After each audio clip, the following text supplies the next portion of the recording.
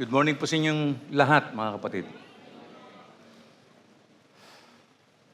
Naninibago tayo sa setup natin pero konting konting adjustment lang. Magandang umaga po sa mga kapatid sa Paisawan Bagak Bataan. Nanonood po sila at meron po lang gawain sila ngayon. At nagpapasalamat tayo sa mga buhay ng mga senior citizens. Nandiyan sila sa baba at comfortable naman po sila. Merong maliwanag na screen at meron naman silang aircon. Nagpapasalamat din tayo sa mga taong patuloy na nanonood sa ating gawain sa YouTube channel. Salamat sa Panginoon sa kanyang patuloy na pagbibigay ng pagkakataon na tayo ay makapag-evangelize sa pamamagitan ng television. Bago tayo magsimula sa anuman, dali natin ang lahat sa panalangin. Makapangyarihang Ama, salamat sa iyong gawaing kamangha-mangha sa aming mga buhay. Salamat sa iyong walang taros na katapatan at sa lahat ng mga pagpapala. Salamat po sa pag-asang hatid mo kahit sa gitna ng pinakamahirap na panahon sapagkat lakas ang hatid nito sa amin.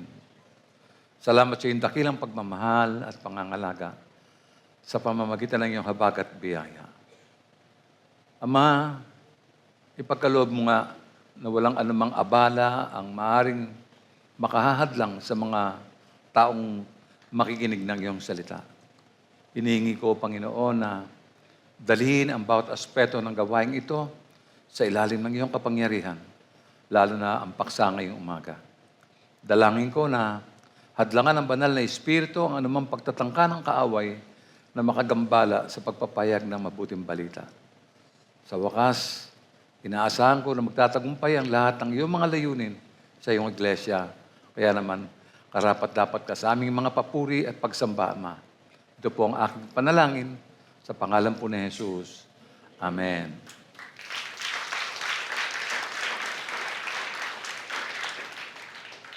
Ngayong umaga ay napakinggan natin by the way, napakinggan natin last week yung mga magagandang aral na dapat ay nananatili sa ating mga puso at buhay at sana ay hindi lamang natin naaalala to sa araw ng gawain kundi ganoon din sa pang-araw-araw nating buhay. Ang ating paksa ay medyo naiiba, Kasi ang halaga ng isang kaluluwa mula sa reliyosong pananaw ay itinuturing na hindi mabibili ng salapi, Dahil ito ay may pagkakakilanlan at koneksyon ng isang tao sa kabanalan. Sa pananampalataya, ang halaga ng kaluluwa ay nakasalalay sa likas na halaga nito, sa halip na halaga ng pera. Ang ilang mga pananaw ay nagbibigay diin sa walang hanggang kalikasan ng kaluluwa na ang halaga nito ay higit sa material na mga sukatan. In spiritual context, the value of soul is often considered as hindi po ito matataya, hindi masusukat, lampas po ito sa pangunawa o panukat ng tao, walang hanggan siya, sinasalamin ito ang walang hanggang kalikasan at koneksyon ng kaluluwa sa banal na Diyos. Priceless po siya.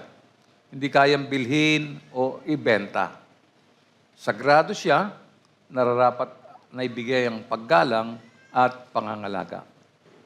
Ngayong umaga po ay ating aalamin ang halaga ng kaluluwa sa buhay ng tao. Kaya ang pamagat ng ating paksa ay the value of a soul.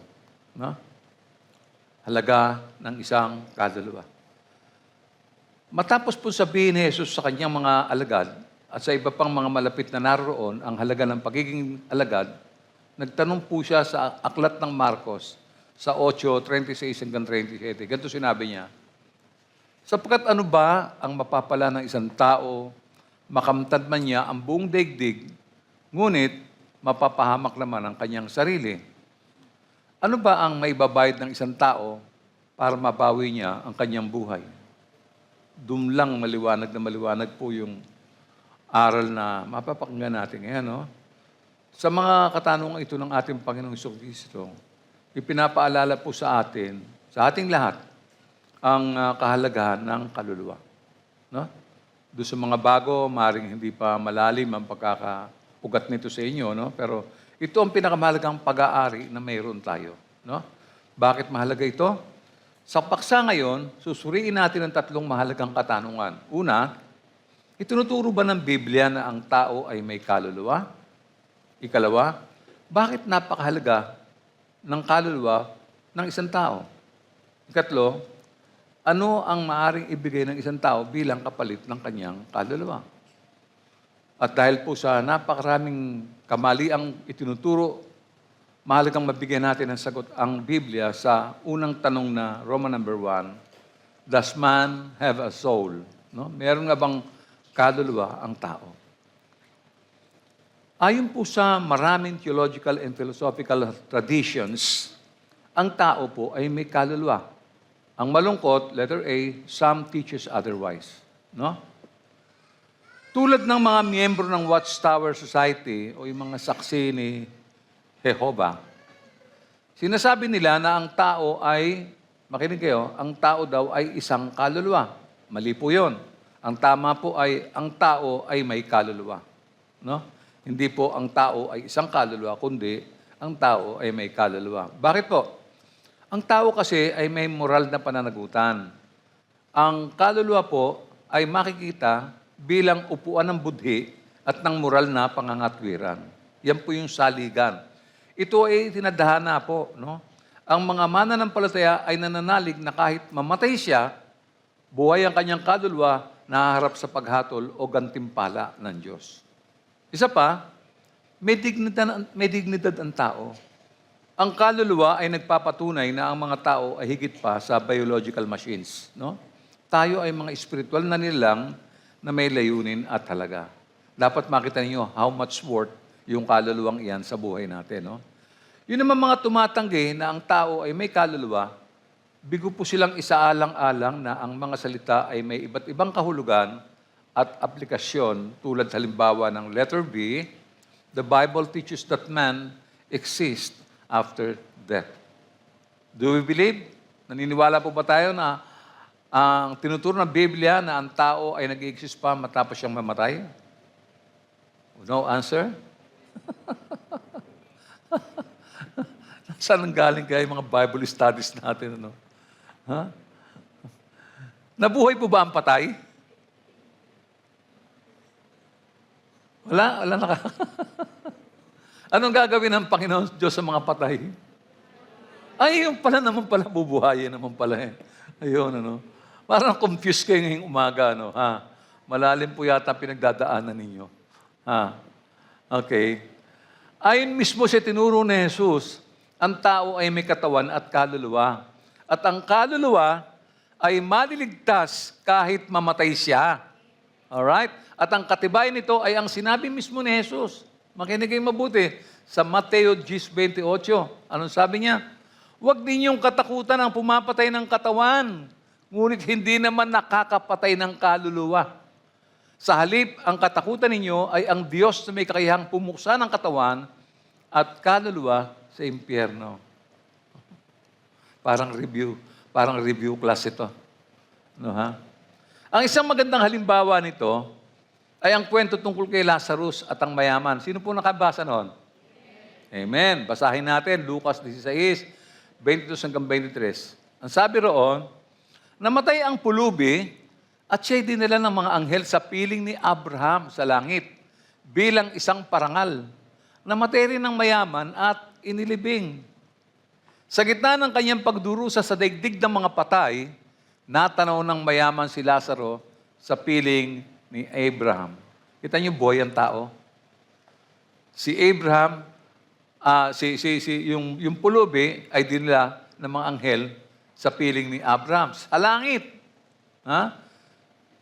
Samantalang yun namang mayaman ay namatay po sa gitna ng kanyang pagdurusa sa daigdig ng mga patay. Pero natanaw niya ang mayaman na si Lazaro sa piling po ni Abraham. May buhay ang tao, no? Kahit patay na, no? So lumalabas na buhay ang kaluluwa, no? Sinasabi ng ilan na mga talinghaga lang daw ito. Sabihin na natin talinghaga, kahit ba talinghaga ito totoo ang mga kwento at hindi po isang pantasya. So ang mabuti basahin natin ang pangako ni Jesus sa magnanako sa krus. Isa pang katibayan po ito sa Lucas 23, 42 hanggang 43. At sinabi pa nito, Jesus, alalahanin mo ko kapag naghahari ka na. Ano po sagot ni Jesus? Sinasabi ko sa iyo, isasama kita ngayon sa paraiso. Pagka namatay ang katawan, buhay po yung kaluluwa. Yun ang ipagsasama ng Panginoon. Dahil yung katawan, mabubulok yun eh. Masisira yun, ililibing yun, at alam natin kung ano maaaring mangyari doon. Marami pong mga aral tungkol dito, no? Sa mga panahon halimbawa ni Apostol Pablo, yung kanyang mga pagtuturo, sinasabi niya na mayroong panloob na tao, yung inner man, na maaring mabago, kahit na ang panlabas sa tao ay nabubulok. No? May magandang talatang mababasa tayo mula po sa 2 Corinthians chapter 4, verse 16. Ang sabi rito, kaya't hindi kami nasisiraan ng loob, kahit na humihina ang aming katawan lupa, patuloy naman lumalakas ang aming espiritu araw-araw. No? Alam niyo yung kaluluwa at espiritu, may mga okasyon na interchangeable siya. No? Parang ganun yun eh. Pero mamaya paliliwanag natin kung ano pagkakaiba ng kaluluwa sa espiritu. No? Ang biblical at philosophical na pagkakaiba nila ay eto na. Unang-una, ang kaluluwa po ay nakikita bilang upuan ng personalidad. Diyan po yung emotion at kalooban ng tao. Naintindihan niyo yun? Habang ang espiritu naman ay ang makadiyos na bahagi ng isang tao na capable of communion with God and spiritual discernment. No? Kaya sa espiritu natin, nangungusap ang espiritu ng Diyos. No? Yan po yung, tandaan nyo, bago tayo maborn again, 3 bagay po yung nasa ating katawan, kaluluwa, espiritu. Ang problema, patay yung espiritu. Kaya hindi natin narinig ang tinig ng Diyos, hindi nababago ang buhay natin. Pero doon sa mga tumanggap kay Jesus at nanalig sa Kanya, ang binuhay po ng Diyos sa atin ay yung espiritu na patay dati. Kaya dati wala tayong pakiramdam, yung kasalanan wala lang. Hindi natin akalain na yung pala mga ginagawa natin ay patungo sa kapahamakan. No? Wala tayong malay dyan eh. Nabubuhay ang tao nun sa katawan lang at kaluluwa lang eh. Yung espiritu patay. Kaya alam natin na nakita niyo po yung mga patayan, yung mga taong yan. Kung born again ka, di ba, papatay ka ba ng tao? Halimbawa yung mga hindi nakakilala sa Diyos, kita niyo kung manaksak, kung nagalit ka, sana sinaksak mo, isa lang, pero bakit umaabot ng 17? No? Bakit walang habas na kung papaluin mo sa ulo, isang palo, ang daming palo? No? Dahil nga patay po ang espiritu eh. No? 2 bagay lang lang function sa buhay ng tao, yung katawan lang at saka yung kaluluwa lamang. No? So, ibig po sabihin, ang espiritu ay may kakayanang makipag-ugnayan sa Diyos, no? Na bahagi po ng isang tao. No? Capable of communion with God. At meron po siyang spiritual discernment. No? So, basahin natin ang sinasabi ni Apostol Pablo sa 2 Corinthians 5, 6-8. Kaya't laging malakas ang ating loob, kahit na alam nating habang tayo narito pa sa katawang lupa, meaning the body, hindi tayo makakapasok sa tahanang inihanda ng Panginoon. Sapagkat namumuhay tayo batay sa pananampalataya sa Panginoon at hindi sa mga bagay na nakikita. Malakas nga ang loob nating iwanan ang katawang ito na ating tinatahanan ngayon upang manirahan sa piling ng Panginoon. Kita niyo yung katawan, may iwan talaga eh. Yung kaluluwa lang ang makakapiling ng Panginoon. No? So, there is a part of man that can be out of the body. No? Halimbawa, sa 2 Corinthians 12, pinabanggit ito sa chapter 12, verse 2 and 3, sabi ni Apostol Pablo, sabi niya, may kilala akong isang Kristiyano na dinala sa 2 langit. 14 na taon na nakakalipas. Hindi ko lang matiyak kung yung isang pangitain lamang o tunay na pangyayari, ang Diyos lamang ang nakakaalam. Inuulit ko, siya dinala sa paraiso. Dinala sa paraiso. At tulad ng sabi ko, ang Diyos lamang nakakaalam kung ito ay isang pangitain o tunay na pangyayari. May mga pagkakataong naghahayag ang Diyos sa maraming paraan eh. At isa ito sa mga kaparaanan niya. No? Para makita, ma-witness ng mga nilang niya, mga taong nakakilala sa Kanya, mga sumasamba sa Kanya, at nabago ang buhay, no? Kaya may mga pangitayan, parang ano yan, parang trance, no? Parang trance. Hindi mo alam kung gising ka o tulog ka. So, dumarating po yan, no? May naikwento ko sa patotoo ko, may isang pangyayaring ganyan sa buhay ko, no? Na hindi ko rin maipaliwanag. Pero doon sa mga naikwento ko na, narinig na ng mga kapatid yun, no? So ang ibig lang po sabihin, one can be dead, yet still be with Christ. No? Pwede po mangyari yun, no? Meron pa rin sinasabi sa Aklat ng Pilipos, sa 1.23, at sabi ganun, tingnan nyo, may pagtatalo sa loob ko. Gusto ko nang pumanaw sa mundong ito upang makapiling si Kristo, sapagkat ito ang lalong mabuti para sa akin. Maliwanag po yung mithiin ni Apostol Pablo. No? Ibig sabihin, no, kasi ang buhay na to, saan pa pupunta to? Marami sa atin nagtatrabaho, dinadanas ang hirap araw-araw, yung init ng araw, yung hirap ng pagsakay ng sasakyan, ng mga bus, jeep, etc. No? So, saan nga pa pupunta ang buhay na ito? Di ba, ang kawakasan ito ay kamatayan, di ba? Kaya, naisip niya Apostol Pablo na mas mabuti pa nga na pumanaw na siya sa mundong ito para makapiling niya ang Panginoon, para makapagpahinga na, para makapag-rest ka na, di ba? Sobrang pagod, sobrang anxiety, at kung ano-ano pa, no? Puntahan naman natin ang mga aral na tinuro ni Apostol Pedro, no? Isinulat niya ang tungkol sa mga patay na, ngunit mabubuhay naman sa Espiritu. Ang ibig po sabihin, dead but alive in the Spirit, no? 1 Peter chapter 4, verse 6. Ipinangaral din ang magandang balita sa mga patay, upang bagamat sila'y nahusgahan ayon sa laman, gaya ng lahat ng nasa laman, mabubuhay sila sa Espiritu sa pamamagitan ng kapangyarihan ng Diyos. Kasi nga, haharap sila sa Diyos no? Kaya yung mga taong umati ng church, baka ang akala lang natin, ganito habang panahon tayo to, tapos mamamatay tayo. Hindi po. Maliwanag na sa simula pa, pinaliwanag na po ng aklat yan, na talagang lahat tayo mamamatay at walang makakaiwas. Lahat ay haharap sa harap ng Panginoon. Itinakda na po kasi ito So walang exempted yan. Walang makapagkukuble. Talagang haharap tayong lahat. No, ha? Kaya, inilarawan po ni Apostol Pedro ang katawan bilang pansamantalang tirahan na nagpapakita na ang buhay sa mundo ay pansamantala lamang. Temporary lang po. So ang ating katawan ay parang isang tent.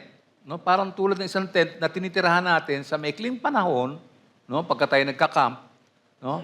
Bago lumipat sa walang hanggang buhay. No?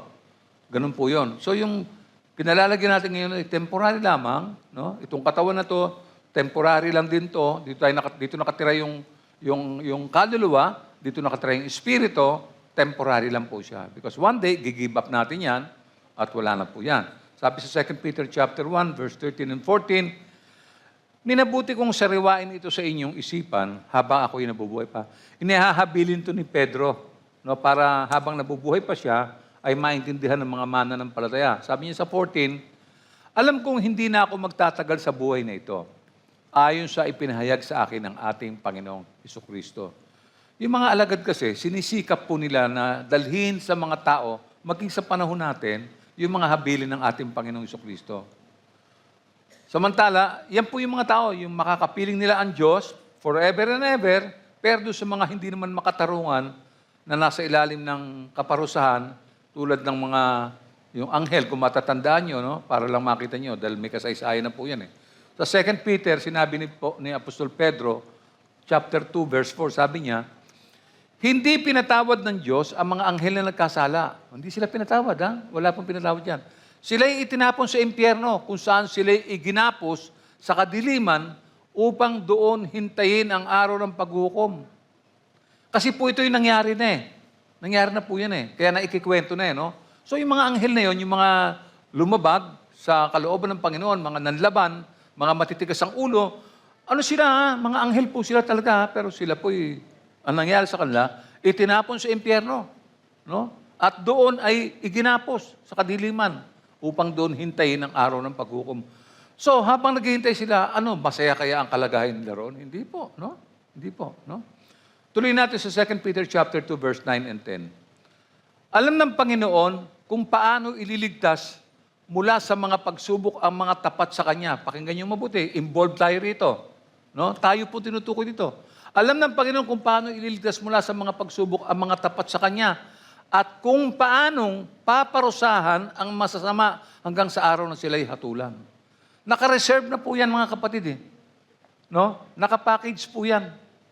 Hindi, wala pong makakalusot yan, kagaya ng ginagawa natin dito sa lupa na nagpapalusot tayo. Hindi po dyan pwede yan. No? Oh. Kita nyo? Ano yung binibigyan din dito? Yung kasunod, verse 10. Lalo na ang sumusunod sa mahalay na nasa ng katawan at umahamak sa kapangyarihan ng Diyos. Pangahas at mapagmataas ang mga huwad na gurong binabanggit ko. Wala silang pakundangan sa mga tagalangit at sa halip ay nilalapastangan pa nila ang mga ito. Wala makakalusot po dyan. Kaya nasulat na po yan. No? Yung mga anghel, katibayan na nangyari na po yun. No? So they're just waiting for the time, yung final na araw na yon na kung saan hahatulan ng lahat. No? Ang saklap po niyan eh. Isipin po niyo mga kapatid, makinig kayo mabuti. No? Ang tagal nating umatin sa Lord's Temple. Makinig kayo, important, seryoso po to. No? Ang tagal nating umatin sa Lord's Temple. Paano nangyari na umaattend ka rito, hindi ka maligtas? Ano nangyari sa'yo? Dumadalo ka naman. Bakit ganon? Dumadalo ka, pero bakit hindi ka na-save? Halimbawa, itong mga batang ito, marami dito lumaki sa church. Hindi ho ba? Ano, kalooban ba ng Panginoon na dumalo kayo ng Diyos at hindi kayo maligtas? Of course, yung window is open, wide open, for everyone to get saved. Kaya ang tanong ko, bakit hindi naligtas? Nakita niyo na po yun, no? Ang tagal ng panahon, and one day darating po yan, either maunang tawagin ka ng Panginoon, o kaya madisgrasya ka, mamatay ka, no? Biglaan po yan ang tao, pagka namatay, sabi ng Biblia, hahatulan na ang kasunod doon. Wala na pong reklamo doon, wala na po. Wala nang accusation. Basta babasahin sa'yo kung ano yung mangyayaring sa kinabukasan mo. Yun po yun. Dito po sa pahig na binigay ni Apostol Juan, ay may mga kaluluwang pinatay, no? Mga pinatay sila na malakas na sumisigaw at binigyan naman sila ng kaginawahan ng Diyos. Ganito po nakita nila. Kaya kita mo yung kaluluwa, buhay talaga Ito mga patay na po ito Sa aklat ng pahayag, sabi nito, inalis ng kordero ang panlimang selyo at nakita ko sa ilalim ng dambana ang mga kaluluwa ng mga pinatay. Nakita niya. Ha? Dahil sa salita ng Diyos at dahil sa matapat na pagsaksi nila nito. Ubus lakas silang sumigaw. O Panginoong makapangyarihan, banal at tapat, huwag na po ninyong patagalin ang paghatol at pagpaparusa sa mga taong pumatay sa amin. Okay? Binigyan ng puting kasuotan ang bawat isa sa kanila at sinabi sa kanilang magpahinga ng kaunti pang panahon hanggang sa mabuo ang bilang ng kanilang mga kapatid at kasamahan sa paglilingkod kay Kristo na papatayin ding tulad nila. Mga martir po ito No? Mga martir. Ngayon po nangyayari na po yan. Panoorin niyo yung nangyayari sa Sudan. Nakita niyo yung mga namatay sa plaza. Pinapatay. Yung mga pinatay doon, puro mga Christians yun. Hindi nila itinatwa ng mga Kristiyano sila, nangamatay sila puro. Ang dami by the 100. At hindi ko alam kung ano gagawin ng human rights dyan. Ang daming patay. Patay talaga. Babae, lalaki, bata, matanda, patay. Nakahandusay sa plaza. No? Yung kaluluwa, buhay, nakikita ito. No? Kaya, patay na ang mga taong iyon, ngunit buhay ang kanilang mga kaluluwa. Kaya nga, no? Dapat handa tayong ipaliwanag, no? Na itinuturo ng Biblia na ang tao ay may kaluluwa at hindi isang kaluluwa lamang. Di ba? So ngayon, kaya mahalaga yung kaluluwa kasi ang maliligtas yung kaluluwa. Yung katawan kasi mabubulok yan no? Di ba? So, ngayon, isaalang-alang natin ang susunod na tanong. Roman number 2. Why is the soul of man so valuable? Bakit ang kaluluwang tao ay napaka-halaga? Natanong niyo na ba sa sarili niyo yun? No? Bakit nga ba mahalaga ito? Ang kahalagahan ng kaluluwa, no? ay nakasalalay sa kahalagahan nito sa individual na pagkakakilanlan, moralidad at karanasan ng tao. Nagbibigay po ito ng kahulugan sa layunin. Konektado ito sa isang bagay na mas malaki at pag-asa para sa kanyang buhay. Bakit po? Why? Because unang-una, letter A, it is made in God's image. No? Nilikha po siya sa wangis ng ating Panginoon Diyos. So, ang tao ay inilikha ayon sa larawan ng Diyos. Totoo po ba ito? Basahin natin. Genesis chapter 1, verse 26 to 27. Pagkatapos, sinabi ng Diyos, ngayon, likhain natin ang tao ayon sa ating larawan, ayon sa ating wangis. Sila ang mamamahala ng mga isda, sa mga ibon sa impapawid at sa lahat ng hayop, maging maamo o mailap, malaki o maliit. Nilalangan ng Diyos ang tao ayon sa kanyang larawan. Sila'y kanyang nilalang na isang lalaki at isang babae. Babae lang po, tsaka lalaki. Wala na pong iba. Wala pong middle. Wala pong extra. No? So, bagamat nilikha tayo ng Diyos, may malaki pong pagkakaiba ang Diyos sa atin. Dahil ang Diyos po ay walang physical na katawan na tulad sa atin. Dahil sabi sa Juan 4:24, ang Diyos ay espiritu, kaya dapat siyang sambahin sa espiritu at sa katotohanan. Katulad ng ginawa natin at nasaksihan natin ngayong umaga. Sumamba tayo sa Diyos na hindi natin nakikita sapagkat siya ay espiritu. No? Sabi naman sa Lucas 24:39, sabi ni Jesus, tingnan ninyo ang aking mga kamay at aking mga paa. Ako rin nga, hipuin ninyo ako at tingnan, sapagkat ang isang espiritu ay walang laman at mga buto na gaya ng inyong nakikita na nasa akin.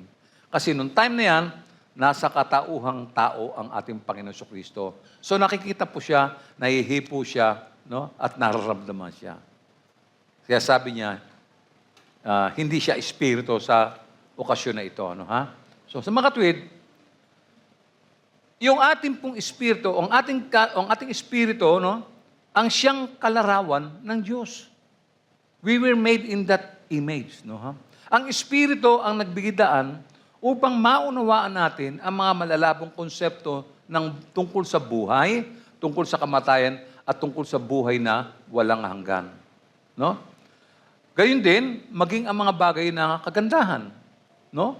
At pati ang moral na pakiramdam ng nararapat, yung tama at mali, mabuti at masama. Lahat po ito ay mga area o malalabong konsepto na dapat nating maunawaan. Ang isang kapansin-pansin ay ginawa ng Diyos na higit tayo sa mga nilalang na hayop. Of all His creation, tayo yung pinaka-maayos. Tayo lamang po yung kalarawan ng Diyos. Yung mga hayop po hindi kalarawan ng Diyos yun. Tayo lang. Kaya yung tao ay ginawang master of the earth. No? Tayo nagbibigay ng pangalan sa lahat ng bagay dito sa lupa. No? Bakit nga ba napaka-importante ng tao sa Panginoon Diyos? No? Di ba kayo nag-iisip noon? Bakit ako niligtas ng Panginoon? Ba't ako dinala sa church? Di ba kayo nagtatanong noon? Ba't kaya ako dinala sa church? Ano ba ang plano ng Diyos sa akin? Tingnan nga natin yung sinasabi sa Aklat ng Awit, sa 8, no? 3-8. Basahin natin. Sabi ng salmista, pinagmasdan ko ang langit na gawa ng iyong kamay, pati ang buwan at mga bituin na iyong inilagay. Ano ba ang tao upang iyong pahalagahan? O ang anak ng tao upang iyong pangalagaan? Nilikha mo siyang mababa sa iyo ng kaunti. Pinuspos mo siya ng dangal at ng luwalhati. Ginawa mo siyang pinuno ng lahat ng iyong nilikha. Sa lahat ng mga bagay, siya ang iyong pinamahala. Mga tupa at kawan, pati na ang mababangis, lahat ng ibong lumilipad at mga isda sa karagatan, at lahat ng nilikhang nasa karagatan. Isipin nga ninyo yan, lahat yan ibinigay sa atin ng Diyos. Tayo po nangangasiwa ng lahat ng yan. Tingnan yung mga dolphin na papaamo ng tao, pati mga leon, mga tigre, no? Kasi yung Diyos, ginawa yung tao na pangunahin sa lahat. No? Nakapagtataka man, wala tayong magagawa. Talagang yan po yung kalooban ng Panginoon. No? So why is the soul of man so valuable? Bakit nga ba? No, letter B, it is that part over which we have much control. No? Ang katawan kasi ay kadalasang resulta ng genetics. No? Maaari tayong mabago ng kaunti. Napansin niyo po yun? Sa pamamagitan ng exercise o kaya naman plastic surgery. O di kaya merong isa pa yung, yung tinatanim, yung ano yun? Ayun. Si dating Senador Enrile ay 104 years old. No? Ang haba. May stem cell yun no? Kita niyo? Pero alam niyo, sa pamamagitan ng tulong mula sa Diyos, no, nababago ang ating mga saloobin, mga disposisyon at pag-uugali. Nagkakasundo ba tayo tungkol doon? Hindi kayo nakikinig, nakita niyo? Ano po pinapanood ninyo? Last Friday, merong message yung kapatid dito, Psalms ang title nun No? Tinanong ko po yung mga tao sa likod, ano yung paksa? Anong paksa rin? Anong pangalan ng aklat? Wala akong nakasagot. Kahit isa, tinanong ko po isa-isa sa likod. Ibig sabihin, hanggang ngayon may mga dumadalo sa church hindi nakikinig. Ito nga lang, kasasabi ko, hindi nyo ako naintindihan Ano pong ginagawa nyo sa church? Ha? Ang sabi ko po, maaari tayong mabago ng kaunti sa pamamagitan ng exercise sa mga plastic surgery. Ngunit hindi natin mapipigilan ang proseso ng pagtanda at ng kamatayan. Nag-a-agree ba kayo ron? Ayun, so nakuha rin sa wakas. Thank you, Lord. Diba? Huwag niyo sayangin yung panahon niyo rito, mga kapatid. Huwag kayong papalakpak. Aawit, tatayo, tapos wala naman kayong... No? Sayang yung panahon natin. Pagka ganon. Nakita niyo po yun? Ang katawan po, ulitin ko, no? Yung katawan niyo po, resulta ng genetic po yun. No? At nagbabago ang anyo niya sa pamamagitan ng ehersisyo at ng mga kung ano-ano pa mga cosmetics. No? Pero hindi mapipigilan yung proseso ng kanyang pagtanda at pagkamatay. Samantalang ang kaluluwa po, iba. O pakinggan niyo to, kaluluwa na to. Involved na kayo rito. Sa kabila ng genetics ng isang tao, marami ang maring baguhin ito sa pamamagitan ng tulong mula sa Diyos, nababago ang ating mga saloobin, mga disposisyon at pag-uugali. Do you agree? Ayun, naintindihan na. Salamat sa Panginoon. Kailangan tayong makinig na mabuti. No? Sayang, huwag natin sayangin. Ito po pinag-uukulan namin ng mahabang panahon para buuin ang isang mga mensahe na kagaya nito. No? Kaya nga, no, bilang mga tao at bilang mga Kristiyano, piliin natin kung ano ang kapakipakinabang para sa atin. No?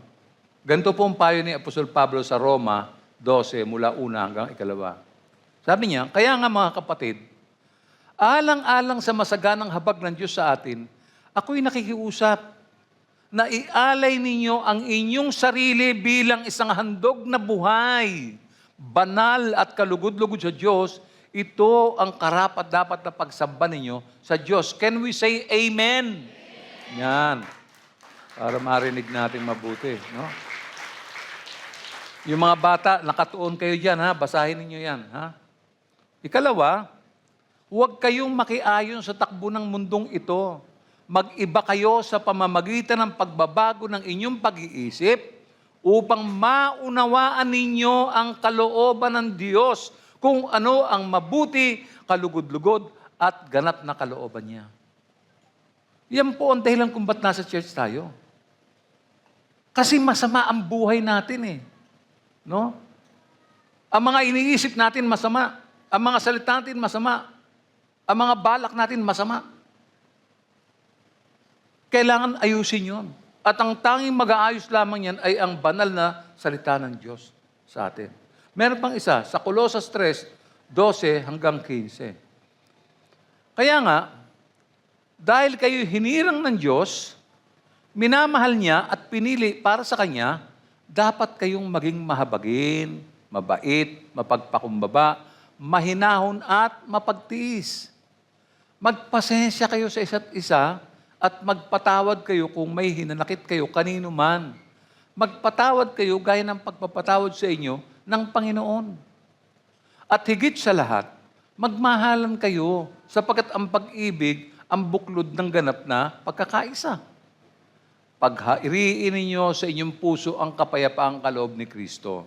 Sapagkat yan ang dahilan kung bakit kayo tinawag sa iisang katawan, magpasalamat kayong lagi. Yung daw ang dahilan kung bakit tayo tinawag. Okay? Again, why is the soul of man so valuable? Hindi tayo matatapos dyan. Kailangan pag-isipan natin at tanongin yan.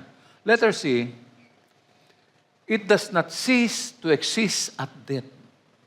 Hindi po siya humihinto at nanatili siya maging sa kamatayan. Kaya mahalaga yung kaluluwa.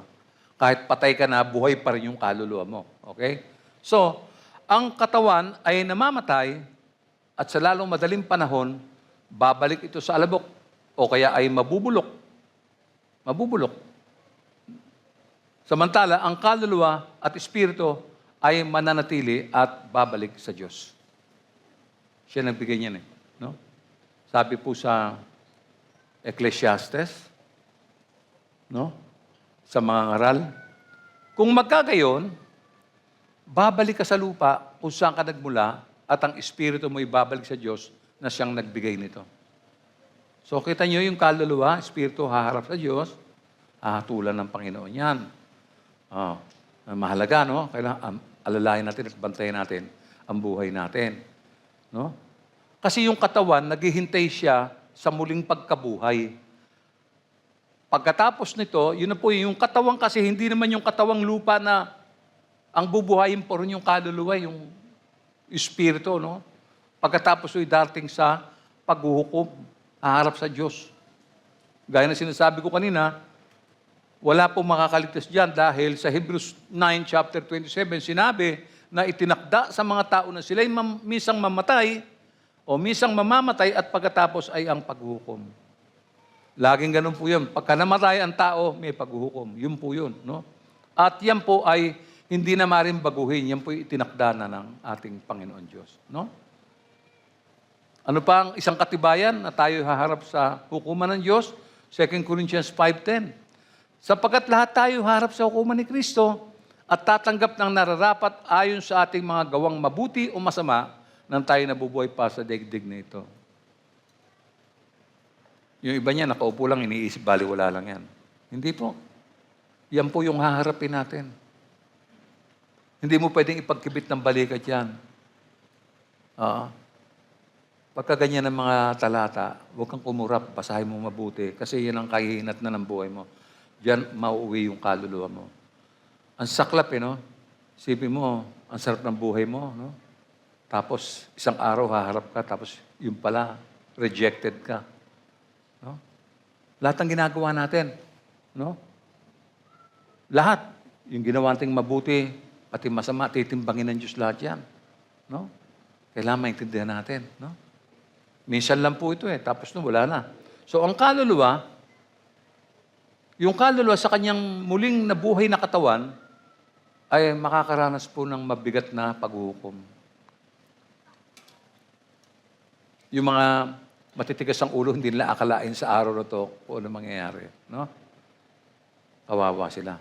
Sabi po ni Apostol Pablo sa Roma 2:7, ano sabi niya? Binigyan niya ng buhay na walang hanggan ang mga taong patuloy na gumagawa ng mabuti, nagagad ng karangalan, kadakilaan at kawalang kamatayan. Yan yung mga taong nag-ingat, nagpatuloy sa kanilang mga buhay espiritual, hindi nagsawa, hindi napagod, hindi tumalikod, at patuloy na nagtiyaga. Yan po yun. No? O kaya naman, ang makakamtan ng iba ay galit, puot, kapigatian at pagdadalamhati. Ito yung sa kabila naman. No? Roma 2:8-9. Ngunit matinding galit at puot ang sasapitin ng mga taong makasarili at ayaw sumunod sa katotohanan kundi sa kasamaan. Kahit na marami ng paalala sa kanila, hindi sila nakikinig. No, ha? Ano pa ang dadanasin nila? Paghihirap at kapighatian ang daranasin ng bawat gumagawa ng masama Una, ang mga Hudyo at gayon din ang mga Griego. Hindi po nagkulang ang Bible. Hindi nagkulang ang church sa pagpapaalala. Hindi nagkulang ang mga pastor sa mga pagpapaalala sa church. Kaya nga, sinisikap ng buong pamunuan na hanggat maaari mapasagana natin, mapabuti natin ang lahat ng gawain sa church. No? Sinisikap natin yung mga mahalagang pag-aaral para wala tayong sisisihin pagdating ng araw. No? Hindi mo pwede sabihin, hindi ko alam yon. Kapatid, wala kang may dadahilan. No? Hindi mo pwede sabihin na, hindi naman sinabi ng pastor yun. Hindi ko narinig yan. No? Hindi po. Ito po ang dahilan kung bakit kailangan natin suriin ang lahat ng bagay sa ating buhay. Halimbawa lang, sukatin mo yung mga pag-aari mo. Baka may mga bank deposits ka, baka may maganda kang bahay, baka may sasakyan ka. Suriin mo yon. Suriin mo yung mga desisyon mo, yung mga ginagawa mo. Suriin mo yon.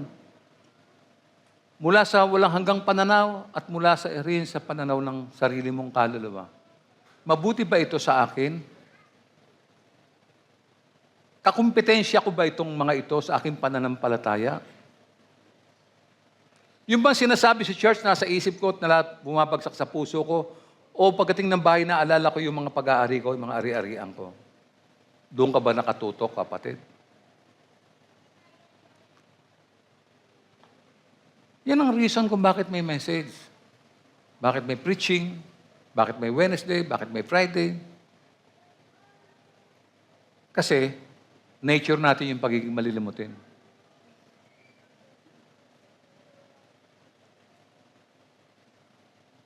May mga tao takot mamatay. Marami ako nakakausap, even Christians. Tinatanong ko sila, kapatid, ikaw ba takot ka mamatay? Hindi naman, pastor, kanya lang. Alam niyo po yun? Kahit naman anong isipin mo, darating yan, kapatid. Darating yan. Huh? Huwag niyong katakutan yan. Sabi po ng Panginoong Kristo, natatanda yung sinabi ni Jesus sa Mateo 10:28. Tingnan niyo sinabi niya. Huwag ninyong katakutan ang pumapatay ng katawan, ngunit hindi naman nakakapatay ng kaluluwa. Oh? Ano ang dapat katakutan? Sa halip, ang katakutan ninyo ay ang Diyos na may kakayahang pumuksa ng katawan at kaluluwa sa impyerno. Siya pala ang pupuksa niyan, ang Diyos. Pupuksain niya yan. Ha? Di ba? Kaya nga, yung mga binibigyan natin ng mga halaga sa buhay natin, okay. Di ba? Ang dami natin ginagawa, no? Minsan kaya hindi tayo nakakadalo sa gawain ng church dahil meron po tayong binubusisi sa loob ng tahanan natin. Yung mga nanay siguro naglilinis ng bahay, siguro nagluluto, etc., etc. Pero hindi sila makapagbigay ng panahon sa mga pag-aaral sa church. No? May magandang aral dyan. Basahin natin sinabi ni Jesus sa 16:20-26 ng Mateo. Sapagkat ano ba ang mapapala ng isang tao, makamtan man niya ang buong daigdig, ngunit mapapahamak naman ang kanyang sarili. Ano ba ang maibabayad ng isang tao para mabawi niya ang kanyang buhay? Naisip niyo na ba yan? No? Pagka nagpipreach ako, parang personal po ito para maintindihan niyo, no? Person to person, para maintindihan yun. Ano nga ba maibabayad mo para mabawi mo yung buhay mo pag dumating yung panahon na ganyan? No? Ano nga ba? Naintindihan ko po yun yung mga, naalala ko po, ikikwento ko na naman sa inyo. Dati pagka nagmo-morning devotion kami, ang dami namin Ngayon wala na. Ano kaya ang dahilan noon? Kayo makakasagot niyan Ano kaya ang dahilan noon? Ba't hindi sila umati ng morning devotion Ano kaya ang problema? Pati yung mga kabataan, pagka-holiday, manaka-naka, no? May problema po no? Kita niyo po yan. Antayin niyo lang kung anong kasasapitan ng mga ganyang asal, no? So ano nga ba? Why is the soul of man so valuable? No? Letter D, the cost required to redeem it.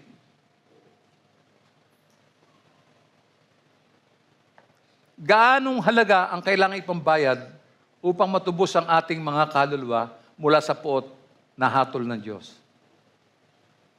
Some of you might have an idea. No?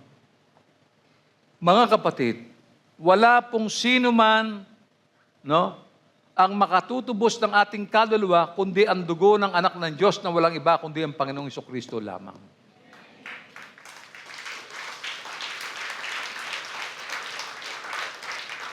Ewan ko kung nag-register sa inyo yung sinabi ko. Ulitin ko po para maintindihan nyo. May mga pumalakpak kasi. Tingnan natin.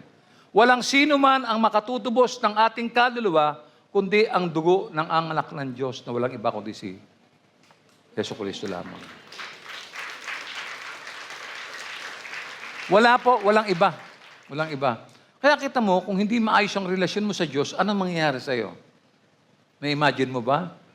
O yung pinagmamalaki mong pa-attend ka rito, pa-attend ka lang. Tingnan mo yun, tingnan mo yun. No? Ako sasabihin ko lahat yung nilalaman ng puso ko, tsaka kung ano yung nararanasan ko, ano yung na-experience ko, sasabihin ko yan. No? 1 Peter chapter 1, verse 18 to 19. Ang sabi, alam ninyo kung ano ang ipinantubos sa inyo sa walang kabuluhang pamumuhay na inyong minana sa inyong mga magulang. Alam ninyo, ang ipinantubos sa inyo hindi ang mga bagay na nasisira o nauubos tulad ng ginto o pilak, kundi sa pamamagitan ng mahalagang dugo ni Kristo, siya ang korderong walang batik at kapintasan. Yan ang tumubos sa iyo. Kita mo? Kahit na hindi natin lubos na naunawaan kung bakit kinakailangan mamatay si Jesus, dapat po nating maunawaan na ang kaluluwa ng tao ay napakahalagang maligtas sapagkat ang kamatayan ay tiyak na darating. Kumbaga, kung mag-i-evacuate ka, kung may nasusunog, parang una mong ililigtas yung buhay mo. Tama po ba yon? Hindi po yung aparador o yung rep. Sino po nakaranas sa sunog dito? Yung kinabahan, malayo naman, isang kalye pa. Nilabas na yung rep sa bahay. Diba?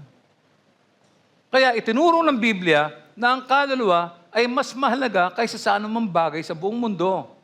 Ang nakalulungkot, maraming tao, ibinebenta ang kanilang mga kaluluwa kapalit ng maliliit na bagay. Maintindihan niyo ito kung ano itong mga bagay na ito. Ibinebenta. Ano ha?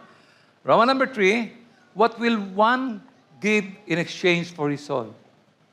What will one give in exchange for his soul? Ano ba may ibibigay natin kapalit ng kaluluwa?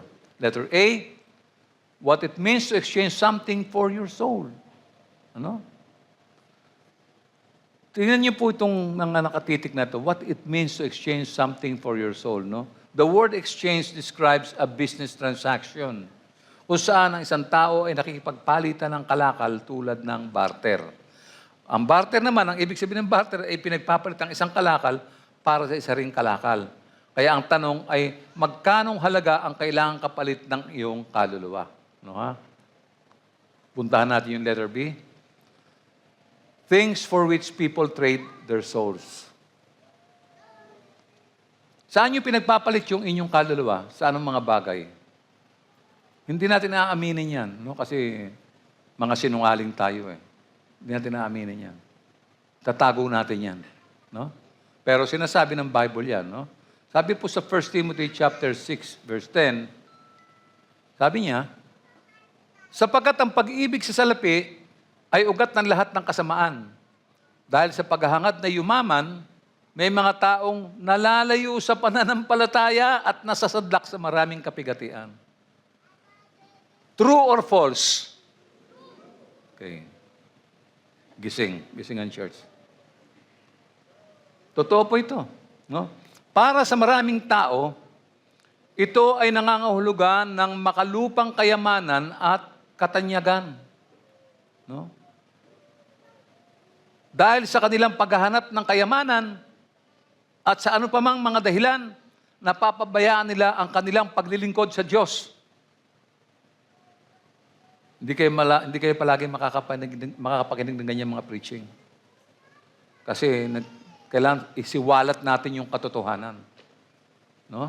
Let the truth prevail. Ha? Maraming mga magulang, eto na tayo, kapit kayo, kapit yung seatbelt nyo. Maraming mga magulang excited na makatapos ang kanilang mga anak sa pag-aaral. Para saan? return of investment, pera, security, kinabukasan. Talaga, kailangan mong lahat ito pero huwag mong kalimutan ang maglingkod sa Panginoon sapagkat dito nakasalalay ang kinabukasan ng kaluluwa mo. No? Yung mga nanay, no, ewan ko, no, bakit hindi natututo? No? Pag, alam mo yun, yung mga anak nila, hindi nila kayang gisingin pag may gawain ng Panginoon. Pag holiday, hindi nila kayang gisingin ng mga anak nila para dumalo sa gawain. Anong pinagsisikapan nyo? Ginigising nyo yung mga anak nyo para pumasok sa school. Ginigising nyo para magtrabaho. Pero hindi nyo sila ginigising dahil sa gawain ng Panginoon. Baliktad na po yun. May mga isip kayo, may damdamin kayo, naintindihan nyo kung ano yung sinasabi ko. Di ba? Ano kaya ang damdamin ng Diyos doon sa mga nagsasabing mga Christian daw sila? Di ba?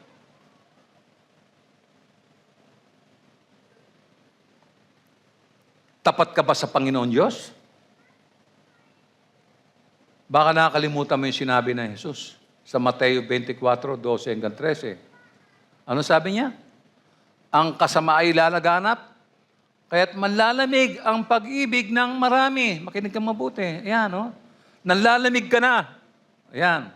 Sa 13, ngunit ang manatiling tapat hanggang wakas ang siyang maliligtas. Hindi drawing yan. Pangako ng Diyos yan. Nakita niyo? No? Lalaganap yung kasamaan. Ha? Manlalamig ang marami. Nagsimula ng manlamig ang marami. Kilala ko yung mga dating umatin sa morning devotion eh.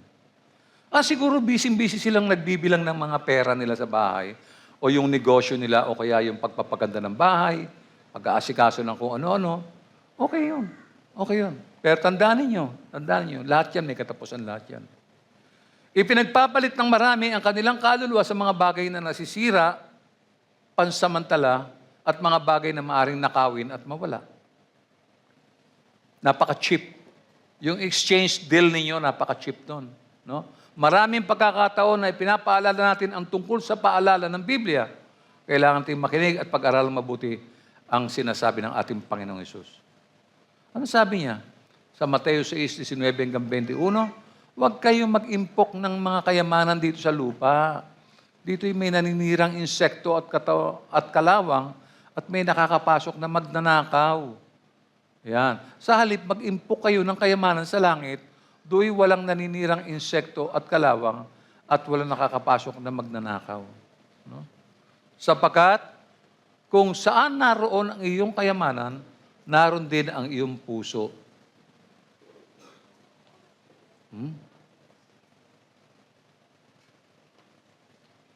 Sana kumilos ang Holy Spirit, no?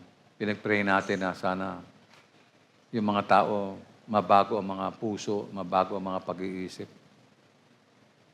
No? Ang mga kabataan tulad nila Joseph, si Moses at Daniel ay nagbigay ng inspirasyon sa atin na gumawa ng mga tamang pagpili. Dahil sa pananampalataya sa Diyos, tumanggi si Jesus, no? Si Jose kasi pinagnasaan ng asawa ni Potiphar, pero tinanggihan niya 'yon. Dahil sa pananampalataya naman sa Diyos, tumanggi si Moses na tawagin siyang anak ng prinsesang anak ng hari.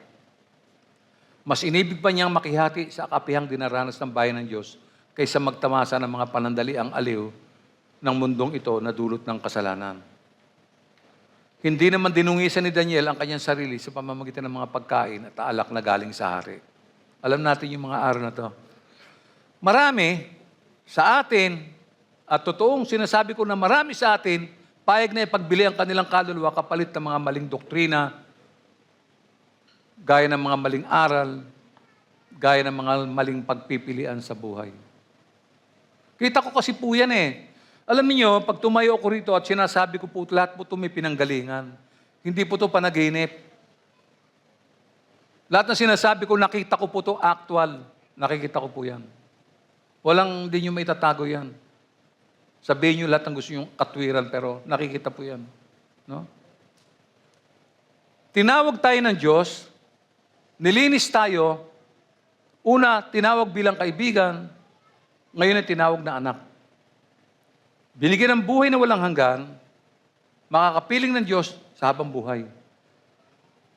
Yung mga binanggit ko mga lalaki kanina, si Jose, si Moses, si Daniel, hindi nila dinungisan yung kanilang pamumuhay.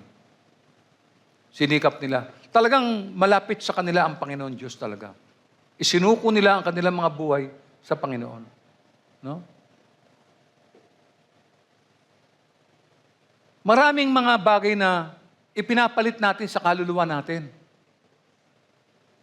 Hindi man natin aminin, kitang-kita po yan. Kitang-kita po yan.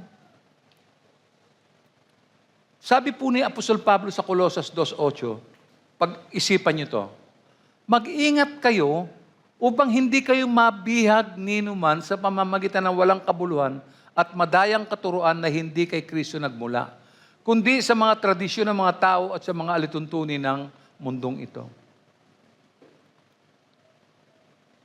Kumisan yung mga Christian, pati mga philosophy natin, iba.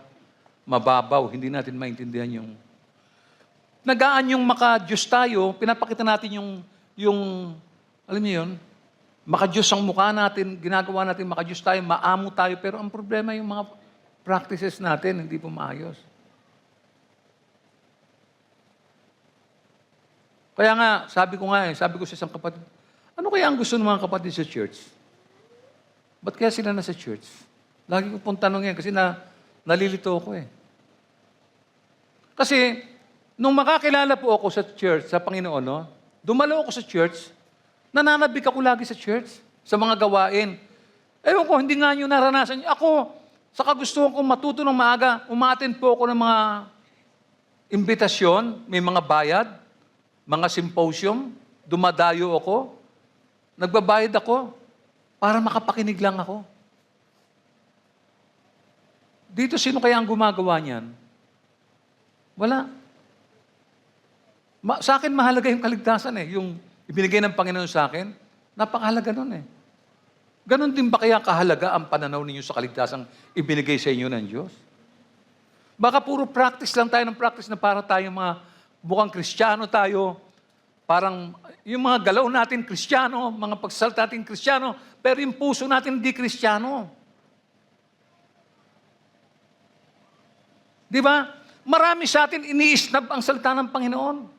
Hindi binibigyan ng pansin. Kaya pag sinabi mong, tinanong mo ang tao, hindi makasagot. Palatandaan po yan na hindi interesado tayo sa mga paksa patungkol sa Diyos. Iniisnab natin, umiiwas tayo, parang tinataasan natin ng kilay ang salita ng Panginoon. Hindi tayo marunong magpakumbaba, hindi natin aminin na mali tayo at kulang tayo.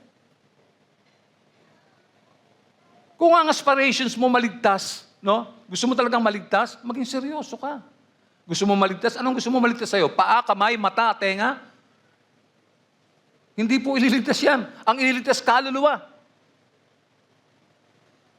Makinig ka. Huwag mong irap-irapan ang salita ng Panginoon. Hindi ka naman marunong eh. Di ba? Kaya, marami pating mga aral, mga maling doktrina na umiiral ngayon kasi gusto ng Christian yun. Hindi pa sila nakontento sa Ebanghelyo. Gusto pang dagdagan. Di ba? Ano yung mga dinadagdag nila para maging attractive sa mga Kristiyano? Prosperity gospel. Dayaman kayo, magkakaroon ka ng kotse, magkakaroon ka ng jet plane, pero teka muna, kailangan ka muna maging congressman. Yan ang gusto ng mga Kristiyano. Yayaman kayo, wala na kayong problema. Ha? Magkakaroon kayo ng kotse, magkakaroon kayo ng mga bagong bahay, magkakaroon kayo ng mga lupain. Yan ang gusto ng mga Kristiyano. No? Anong gospel ang gusto niyo? Salvation by works. Salvation by works. Redeeming marriage and gender. Talaga. May iba pang lalaki, may iba pang babae. O, di ba? Kaya ang church punong-puno ng mga bakla, punong-puno ng mga tomboy, at kung ano-ano pa. Yan po ang gusto nilang gospel eh. Tayo, ang itinuturo natin, yung mga totoo at dalisay na salita ng Panginoon. Anong gender?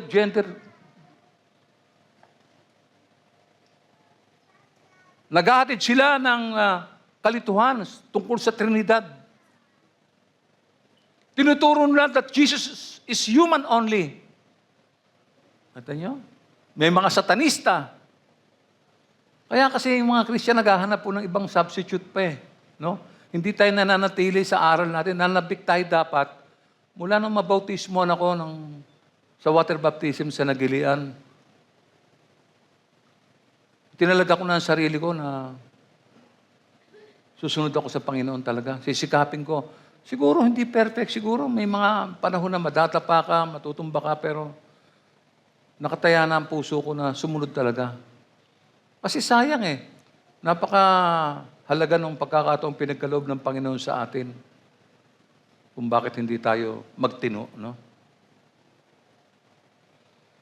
Ang mga aral na binanggit ko, ang nagpapatabang sa Ebanghelyo, no? Naghahatid ng kalituhan sa gitna ng mga mananampalataya, dahilan upang magkulang ng tiwala sa banal na kasulatan. Ano sabi ni Apostol Pablo sa chapter 2 ng Colossus, verse 18b? Ipinagmamalaki nilang sila'y nakakahigit sa inyo dahil sa ipinagigitan nilang mga bagay na di naman nakikita. Ngunit ang totoo, nagyayabang lamang sila dala ng kanilang isipang makalaman. Diyan dalubhasa ang dyablo.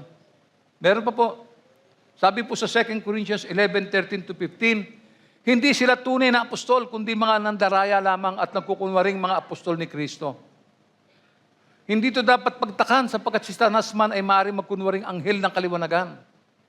Kaya, hindi katakataka na nagkukunwaring lingkod ng katwiran ang kanyang mga lingkod. Kita nyo na yan? Ang kanilang kahihinatnan ay ayon lamang sa kanilang mga gawa. Baka kasama ka dyan. Dahil sa kakulangan ng pag-aaral ng Biblia, maaaring maiwala natin ang pinakamahalagang bagay na mayroon sa atin, ang ating kaluluwa. Alalahanin natin ang karanasan ng Israel. Tingnan niyo ang Israel hanggang ngayon nakikipagdigma. Hindi matapos-tapos ang digmaan sa Middle East. Ano po sabi ni Hosea sa 4:6? Nalipol ang aking bayan dahil sa kamangmangan, sapagkat itinakwil ninyo ang karunungan, itinatakwil ko rin kayo bilang pari. At dahil kinalimutan ninyo ang kautusan ng inyong Diyos, kalilimutan ko rin ang inyong mga anak. Hanggang ngayon, nakita niyo po yung nangyari? Noong October 7, hanggang ngayon, ilang taon na, hindi pa natatapos. Kamangmangan kasi, yun po yun eh. Hindi matatapos talaga yung kamangmangan niya. Samantala, ipagpapalit naman ng marami ang kanilang kaluluwa sa pamamagitan ng simpleng katamaran. Sino yung mga kandidato dyan? Kahit di mo na itaas ang kamay mo. Tamad eh. Mo? Hindi nila ginagamit ang mga pagkakataong ibinigay sa kanila ng Panginoong Diyos. Yung window. Marami na bigong gamitin ang kasipagan na kailangan para umunlad ang kanilang buhay espiritual. Kontento na sila ng padalo-dalo lang. Alam niyo, ang preaching po, huwag niyo isipin na pababanguhin ko kayo. Hindi po. Sasabihin ko sa inyo kung ano yung totoo. Yan ang tungkulin ko. Hindi po ako dito para utuin kayo, para tapik-tapikin kayo. Hindi, para ilabas ko yung katotohanan. Yan po yan. Yung mga nagtuturo dito, binobola kayo, kayo maniwala. Hindi tayo nang bubola. Sinasabi natin lahat ng katotohanan.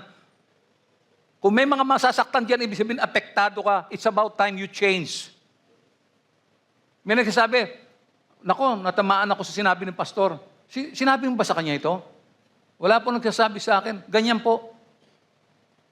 Ganyan po ang salita ng Panginoon. Sinasabi ito na walang pinapatungkulan kahit sino. Kung sinong tamaan, di yun ang guilty. At kung guilty ka, anong gagawin mo? Kung guilty ka, anong gagawin mo? Di magbago ka. Ayusin mo, di ba? Yun po yun. May nagsusumbong makipastor. Siguro sip-sip kay pastor yun. Okay, magsalita ng ganyan. Wala pong ganyan dito sa church.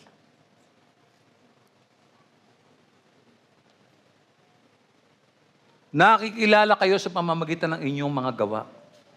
Hindi nyo may tatanggi po yan, mga kapatid. Marami ang nabigong gamitin ang kasipagan na kailangan para umunlad sa kanilang buhay espiritual. Sa tingin mo, gaano kahalaga ang kaluluwa ngayong umaga? Bakit kinakailangan tubusin ang iyong kaluluwa? Isipin mo kung ano ang sasabihin sa iyo ng mayamang nasa Hades. Napakaganda po ng aral to, kaya kinuha ko, isinama ko to para hindi nyo malimutan. Lucas 16, 22 hanggang 31. Haba nito. Namatay ang pulubi at siya'y dinala ng mga anghel sa piling ni Abraham sa langit bilang isang parangal. Namatay rin ang mayaman at inilibing. Sa gitna ng kanyang pagdurusa sa daigdig ng mga patay, natanaw ng mayaman si Lazaro sa piling ni Abraham. Natanaw po niya, malayo sila, no? Alright? Kaya't sumigaw siya, Amang Abraham, maawa po kayo sa akin. Utusan po ninyo si Lazaro na isawsaw sa tubig ang dulo ng kanyang daliri at basain ang aking dila dahil ako'y naghihirap sa apoy na ito. So si mayaman, nasa apoy na. Nasa apoy na siya. No? Si mayaman, si Lazaro, kasama ni Abraham. Ngunit sumagot si Abraham, Anak, alalahanin mo nagpasasa ka sa buhay nung ikaw ay nasa lupa. At si Lazaro naman ay nagtiis ng kahirapan. Subalit ngayon ay maligay siya rito, samantalang ikaw na may nagdurusa dyan. Meron pong lesson yan Balik mo nga ron. Alalahanin mo nagpasasa ka sa buhay mo nung ikaw ay nasa lupa. Sino kaya nagpapasasa dito habang nasa lupa? Alalahanin ito sinasabi ng Bible, no? Baka kayo nag-i-enjoy sa buhay nyo ngayon, nagpapakasasa kayo. Next. Bukod dito, may malaking bangin sa pagitan natin. Kaya't ang mga narito ay hindi makakapunta dyan. At ang mga nariyan ay hindi makakapunta rito. Hiwalay sila. Alright? Ngunit sinabi ng mayaman, kung gayon po, Amang Abraham, ipinapakiusap ko pong papuntahin na lamang ninyo si Lazaro sa bahay ng aking ama. Sa aking 5 kapatid na lalaki, suguin po niyo siya upang sila'y bigyang babala, upang hindi sila humantong sa dakong ito ng pagdurusa. Ngunit sinabi sa kanya ni Abraham, nasa kanila ang mga sinulat ni Moises at ng mga propeta. Yun ang kanilang sundin. Sumagot ang mayaman, hindi po sapat ang mga yun. Ngunit kung magpapakita sa kanila ang isang patay na muling nabuhay, magsisisi sila tatalikuran ang kanilang mga kasalanan. Ang galing, ha? Next. Sinabi naman sa kanya ni Abraham, kung ayaw nilang sundin ang mga sinulat ni Moises at ng mga propeta, hindi rin nila paniniwalaan kahit ang isang patay na muling nabuhay. Lessons to learn yan no? Mahabang panahon bakit tayo nagpapakasasalang sa buhay natin to na wala namang kahulugan? Magandang balikan mo yan, kapatid, reviewin mo yan. Dahil maring isa ka dyan, no? Samantala, tingnan naman natin ang isang tagpo sa langit, no? Sa langit naman to. Pahayag 7:13 hanggang 17. Tinanong ako ng isa sa mga pinuno, sino ang mga taong nakadamit na puti at saan sila nanggaling? Ginoo, kayo po ang nakakaalam, ang sagot ko. At sinabi niyo sa akin, sila ang mga nagtagumpay sa gitna ng matinding kapigatian. Nilinis nila at pinaputi sa dugo ng kordero ang kanilang damit. Yan ang dahilan kung bakit sila ay nasa harap ng trono ng Diyos at naglilingkod sa Kanya sa templo araw at gabi. At ang nakaupo sa trono ang siyang kukup-kup sa kanila. Hindi na sila magugutom ni mauuhaw man. Hindi na rin sila mabibilad sa araw ni mapapaso ng anumang matinding init. Sapagkat ang kordero nasa gitna ng trono ang magiging pastol nila. Sila'y gagabayan niya sa mga bukal ng tubig na nagbibigay buhay at papahirin ng Diyos ang bawat luha sa kanilang mga mata. May problema po ba sa langit?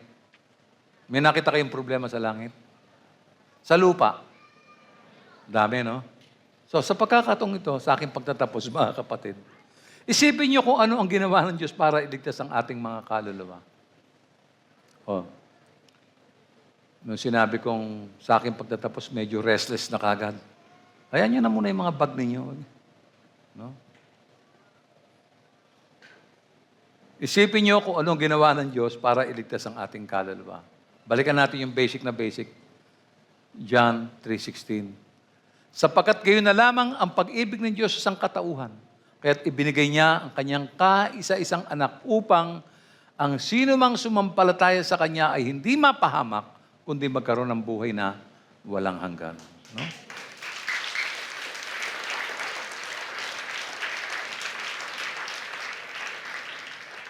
Alam niyo, hindi po mahalaga kung ano pang gagawin mo sa buhay mo ito. Sapagkat kung hindi mo paniniwala ng mga salitang iyong binasa kanina, talagang hindi maligtas ang sarili mong kaluluwa. Ikaw na ang pinakakawawa. Makinig ka, maaari kang magtipon ng malaking kayamanan at katanyagan sa loob at labas ng church at mag-iwan ng libu-libong mga kaibigan upang magdalamhati at makiramay sa iyong kamatayan.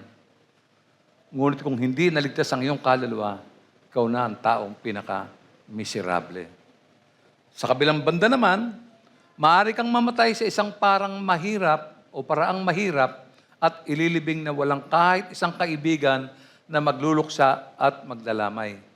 Ngunit kung ligtas ang iyong kaluluwa, ang buhay mo'y kahanga-hanga at naging matagumpay. You can't afford to lose your soul. No? Sa mga tapat, ay ibibigay ang dako na walang hanggang kapahingangan. Ang sabi kanina, no? Dagdag ko lang, walang kirot, sakit o kamatayan doon sa piling ng Diyos. Sa piling ng Diyos, ito ang mamanahin ng walang kasiraan at walang dungis at hindi kumukupas. Ito po yung lungsod na itinayo ng buhay na Diyos. Sa kabilang banda, naroon ng lugar na walang hanggang kaparusahan. Doon, sana huwag kang pumunta. Ang masasama ay pahihirapan araw at gabi, magpakailanman. Doon, dadaing ka sa iyong malaking katangahan dahil ipinagpalit mo ang iyong kaluluwa sa mga maliliit na bagay. Mga kapatid, isa lang ang kaluluwa natin, ingatan natin yan. Magpakumbaba at isuko ang iyong sarili sa kalooban ng Diyos. Hayaan mong gabayan ka ng kanyang salita at huwag pumayag na madaya ka ng sino man sa iyong kakamting-kantimpala. Pagtagumpayan mo ang mga tukso at magdusa para sa layunin niya na may kagalakan. Kung gagawin mo ang mga bagay na sinasabi ko, maliligtas ang iyong kaluluwa at mapapasayo ang buhay na walang hanggan. Sapagkat ang Diyos na hindi nagsisinungaling ang siyang nangako nito. Purihin natin ang Panginoon.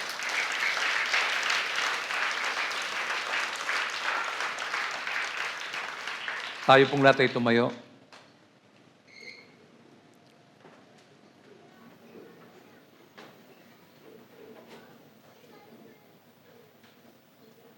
Ama, nagpapasalamat po kami sa biyaya ng iyong mga salita, Panginoon. Papasalamat kami sapagkat inilalahad ang lahat ng mga kakulangan ng buhay ng tao. Ama, alisin mo ang mga anumang pagmamalaki namin, yung mga nakakakinig ng mensaheng ito, kung may mga rejection sa Espiritu, sa pangalan ni Kristo Jesus, Lord, manatili siya at magkaroon ng kapayapaan. Sana'y aminin niya yung kanyang pagkakamali. Sana tanggapin niya ang mga aral na ito at baguhin niya ang kanyang sarili. Hindi pa huli ang panahon, Ama. Inilatag mo ang buhay na ito para sa pagbabago. Kaya kung kami ay bahagi ng mga taong nakadama ng kirot sa puso na parang kami ang kinakausap mo, Panginoon, it's about time. Alamin namin yung mga pagkakamali namin, mga pagkakamaling pangkaraniwang nagagawa namin. Tulungan mo kami, Panginoon. Aming itinataboy ang aming mga pagmamalaki at hinihimok namin ng Espiritu Santo na patibayin kami, na tanggapin ang aming mga kahinaang ito. Na sana ay mabago ang mga buhay namin, hindi lamang sa pakikinig, kundi sa paggawa ng iyong mga gawain. Salamat sapagkat patuloy mong hinahango ang buhay ng bawat isa. Dinadala mo sa pedestal na dapat nilang kalagyan. Tulungan mo kami, Panginoon, Maging sa aming pag-fellowship ngayong umaga, Panginoon, sana pag-usapan namin mabuti ang kahalagahan ng kaluluwang ito na ipinagkaloob mo, nakawangis mo, Panginoon. Marami pong salamat, Lord. Purihin ang dakilang pangalan mo, luwalhati ang ganawa ng iyong mga anak. Tanggapin po natin ang gawad ng Panginoon. Ang kapayapaan ng Diyos, na higit sa lahat ng pangunawa, panatilihin ang inyong mga puso at isipan at kaalaman at pag-ibig sa Diyos at sa Kanyang anak na si Jesucristo na ating Panginoon. At ang pagpapala ng Diyos na makapangyarihan sa lahat, ang Ama, ang Anak at ang Banal na Espiritu ay sumainyo at manatili sa piling nyo palagi. At ang lahat ng pinagpala ay magsabi ng Amen. Purihin ang Panginoon, magbatean ang bawat isa.